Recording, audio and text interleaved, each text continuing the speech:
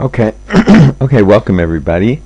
We are going to study uh, what's data mining. It's also called big data these days. Uh, it's called data analytics. It's called predictive analytics. And we're going to have a good, exciting class, I hope. And I hope that you learn a lot and you become well on your way to having a handle, having some idea about what's going on in this big trend that's happening in science, in business, in government. It's happening all over the place right now. So we're going to be talking about big data, and we're going to be learning about data mining, and you're going to be learning a lot of the details of data mining. But today I thought that we'd have a kind of overview. So today's class is going to be very different than the rest of our classes. The rest of our classes, you're going to be actually doing data mining. You're going to be working with data. You're going to be collecting data. You're going to be analyzing it and putting it in different algorithms and different models. You're going to be learning about different algorithms and different models. So you're also going to have to do your own final project. And in the next class, I think it'll be our next class, you're going to begin to learn how to build something in Excel which will enable you to collect data in real time, and then hopefully you'll be able to use that technique to collect data for a final project. So we're going to actually go through some of the programming in Excel, and you're going to learn how to do that. So that's kind of the first thing that we'll do when we actually get into data mining. So one of the things that is tough in data mining is getting the data. Well, not always tough. Sometimes it's easy. But yeah, so you're going to build a kind of what we'll call a collector, a data collector. To the one that we're going to use is going to go to Amazon, and it's going to get information from Amazon's web pages. But hopefully you can modify the collector so that you can possibly go to other pages. I think you'll be able to do that and collect data from other pages. Anyway, the point is that you should be able to get some data so that you can analyze it, so you can model it, so you can get information from it. But today, as I said, we're going to talk about the big picture. So what's going on in the field of big data. So let's see what we have here. So recently Forrester, a very big consulting firm and research firm, conducted a survey, and they wanted to know who's using big data. And 70% of the Forrester survey respondents have some sort of big data initiative. And that's a big number. 70% of all the people that they surveyed are involved in big data. It's not just a small number like 10% or 20% or 30%. Of course, some of these are just what we call proof of concept. In other words, they're not using them, they're just sort of exploring it currently. So big data has momentum. 70% of have a big data initiative. So does your firm have a big data initiative? If so, to what extent is it integrated with current business intelligence? BI means business intelligence strategy. So before there was big data and data mining, there was something somewhat similar called business intelligence, BI.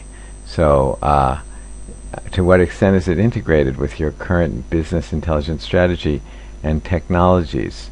So in business intelligence, they're more involved with reporting. But we later in big data, we're talking about data mining and predictive modeling. And here we can see the results of the survey. So we've got the green part is, I guess, 70%. We don't currently have a big data, and oh, sorry, wrong about that. 22% we don't have. Big data is a separate initiative with close coordination to our business intelligence initiatives. Big data is a separate initiative with some coordination to our business intelligence initiatives. We have a big data initiative, but it's not connected to our BI initiatives, and don't know. Okay, now there's something called volume, velocity, variety, and veracity, which is often used when people are talking about big data. So let's take a look at this. So IBM has a nice, simple explanation for the 4 critical features of big data: volume, velocity, variety, and veracity. Big data is always large in volume. It actually doesn't have to be a certain number of petabytes to qualify. If your store of old data and new incoming data has gotten so large, you're talking about companies, that you are having difficulty handling it, that's big data. Remember that it's going to keep getting bigger. Your consultant needs to recommend a scalable solution that can grow with your data. So that's an important concept when companies are building projects. They want these projects to be scalable so that they might start out small, but they want them to work when the data or whenever gets larger. So that's called scalable solution. 1 second here. Velocity or speed refers to how fast the data is coming in, but also to how fast you need to be able to analyze and utilize it.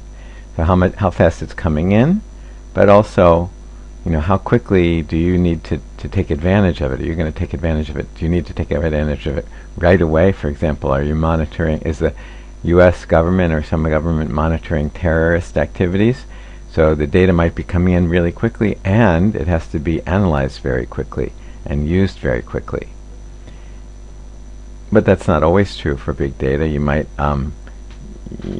look at it as historical data, and you might try and understand what's happening kind of on a longer timeline. So you don't it's not something you have to do right away.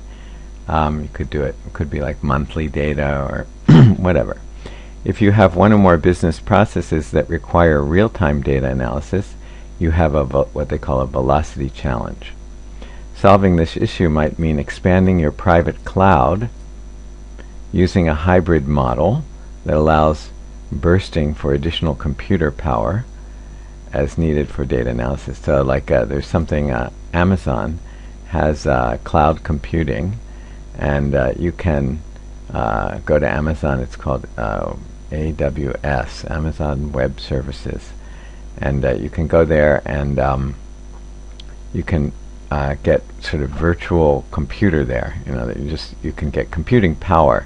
You just go there and you sign up. It's a little bit complicated to figure out how to sign up and all of that. But once you figure it out, then you can have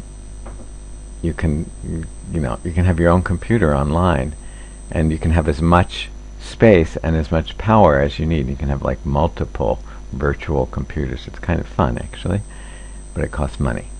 But they give you about 720 hours for free.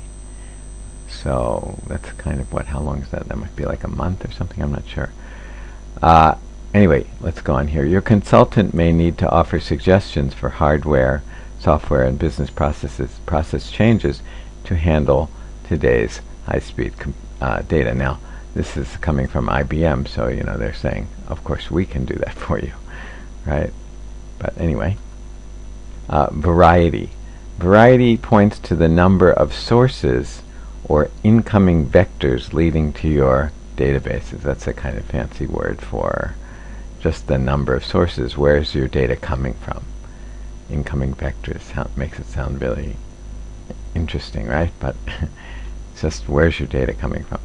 That might be embedded sensor data. So I've been involved in projects where we're monitoring the weather. And so that we're monitoring the weather using sensors, right? Like wind speed or temperature, those are sensors. So your data might be coming from there. It might be coming from phone conversations like the NSA in the United States. is monitoring everybody's phone conversations, so we've heard recently, maybe. Documents might not be phone conversation, might be data, might be, documents like written things, Word documents. Video uploads or feeds, social media. I do a lot of data mining on social media myself, and much more. Variety in data means variety in databases. So it just means where's the data coming from. Maybe you're using all of these different kinds of data. So you have many incoming vectors leading to your databases. You'll almost certainly need to add a non-relational database if you haven't already done so.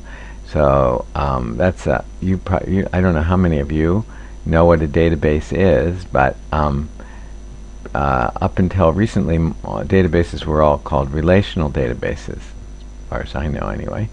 But now there's some new technology, we're going to mention it today, that it allows us to do set up what are called non-relational databases, and they can be very powerful, and also they can store kind of more information that's more quickly accessible. But I'm not an expert on that, so I'm not going to spend too much time on it.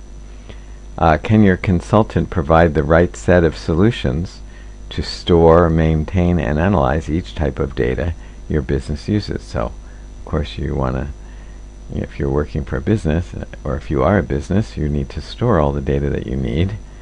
And so, can they offer new ideas for how your business can use existing data, or what new types of data you should collect and analyze?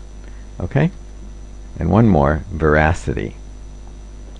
Veracity is probably the toughest nut to crack. Veracity means like truthfulness, usually, in most uses of that word. But here it's probably a little different. If you can't trust the data itself, the source of the data, or the processes you are using to identify which data points are important, you have a veracity problem. One of the biggest problems with data, with big data, is the tendency for errors to snowball. So you make an error, and then you use and so you get that result, and then you use that result in another calculation. So now you got a new error. I mean, the error is kind of propagated to the new calculation and keeps going on and on. So I guess they call that snowballing. User error and user entry errors. User entry errors means, somebody has to, some of the data, somebody's actually inputting the data, like typing it, and they might make a mistake. That's called a user entry error. Redundancy and corruption all affect the value of data. So redundancy is when you get duplicates in your data. So you don't want to have duplicate. We call it duplicate records. You don't want to have that, because that sort of makes one piece of data seem more important because it occurs more than once. Or corruption, just data just gets, your hardware just dies and you lose data, or some other way the data gets messed up or corrupted. All affect the value of your data. Your consulting firm, remember this is IBM, they're trying to sell their services, needs to help you clean your existing data. So data has to be cleaned. Maybe we'll probably talk about that, but that's important. Clean just means like if some of the data is missing part, you might want to just get rid of that particular data because it'll mess up your analysis somehow if it doesn't have all the parts to it. So you have to clean it, and cleaning refers to things like that, and put processes in place to reduce the accumulation of dirty data going forward. Dirty data, I guess, means non-clean data, which means what I just said. Okay, so what did we just go through? What are the 4 words there?